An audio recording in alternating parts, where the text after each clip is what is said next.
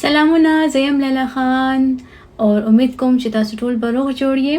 زما نوې سندره ریلیز شوې ده په بربود میوزیک باندې، ربابي ملنګ په نوم باندې، او ډېر ښکلې سندره ده.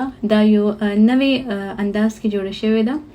نو تاسو وګورئ په بربود یوټیوب چینل باندې تاسو دا کتی شي. زما نوې سندره نو اوس ریلیز شوه.